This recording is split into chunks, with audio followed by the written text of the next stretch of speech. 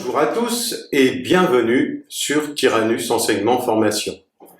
Aujourd'hui, j'aimerais partager avec vous un passage dans Josué au chapitre 1er, les versets 1 à 9 qui vont s'afficher juste ici.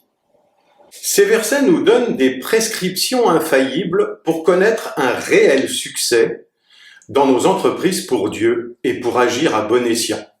Avoir du succès dans les œuvres de Dieu, c'est tout simplement entrer dans son plan et agir selon ses voies. Tout ce qui lui est agréable est un succès. Nous allons voir 7 prescriptions. La première, une compréhension du plan de Dieu. L'Éternel dit « Lève-toi, passe le Jourdain ». Josué n'a pas eu besoin de dire « Seigneur, que veux-tu que je fasse ?» Josué ne discute même pas et ne met absolument pas en doute cet appel. Le chemin était parfaitement bien tracé pour lui, et en le suivant, il était pleinement persuadé qu'il accomplissait la volonté de Dieu. Nous devons avoir absolument la conviction profonde d'être appelés par le Seigneur avant de nous engager en profondeur dans un ministère, dans une tâche, dans un travail pour Dieu. Rien ne peut remplacer cette certitude, et nous retrouvons cette affirmation dans Éphésiens chapitre 1er, verset 1 et Galates 1.1. Comprendre quelle est la volonté de Dieu. La deuxième prescription que nous donnent ces versets, c'est la foi dans les promesses de Dieu. Tout lieu que foulera la plante de votre pied, je vous le donne. Toutes choses sont possibles à ceux qui croient. Amen. Le pays devait être gagné par leur marche. Toute promesse de Dieu que nous saisissons nous est donnée en héritage. Croyez que vous avez reçu et vous le verrez s'accomplir.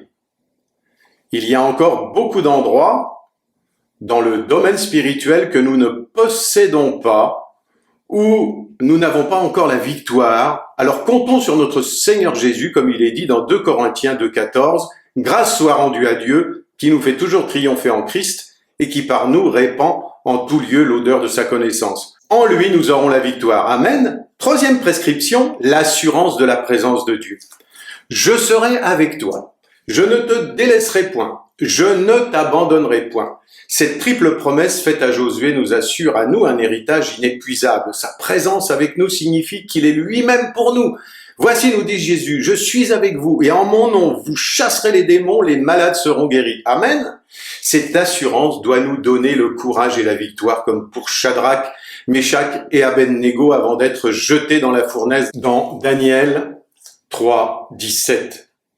Si cela doit être, notre Dieu que nous servons peut nous délivrer. Il nous délivrera de la fournaise ardente de ta main, ô roi. Croyez-vous que Dieu habite en vous? Quatrième prescription, du courage puisé en Dieu. Fortifie-toi seulement et aie bon courage, dit Dieu à Josué. Si nous croyons qu'il est avec nous, nous pouvons être audacieux, nous pouvons oser, comme David, pour affronter le Philistin. Mais bien aimés, nous pourrons faire des œuvres bien plus grandes encore si nous croyons en lui, comme nous le dit notre Seigneur Jésus dans Jean 14, 12 à 14.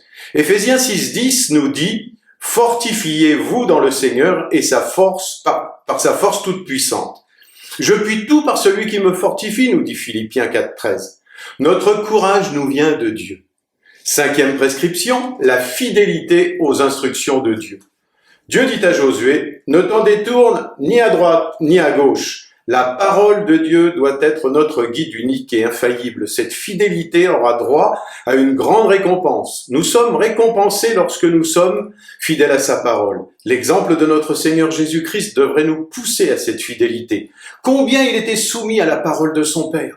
La parole que vous entendez n'est pas de moi mais du Père, nous dit Jésus dans Jean 14, 24. La sixième prescription, faire de la parole de Dieu ses délices. Dieu dit, ce livre de la loi, médite-le jour et nuit. Le premier psaume nous dit que ceux qui font réellement leurs délices des saintes écritures seront comme des arbres plantés près d'un courant d'eau, toujours vigoureux et féconds. Matthieu 12, 35 nous dit que l'homme bon tire du bien de son bon trésor. Ce qui veut dire que celui qui met la parole de Dieu dans son cœur sera capable de tirer de bonnes choses de son bon trésor. La septième prescription, l'obéissance à la volonté de Dieu. Josué avait entendu l'appel de Dieu et il connaissait sa volonté. Mais cela n'aurait pas été suffisant si Josué ne s'était pas soumis à cette volonté et n'avait pas obéi de tout son cœur. L'abandon de notre volonté à Dieu est aussi indispensable à notre vie spirituelle et à son développement que la respiration est indispensable à notre vie naturelle.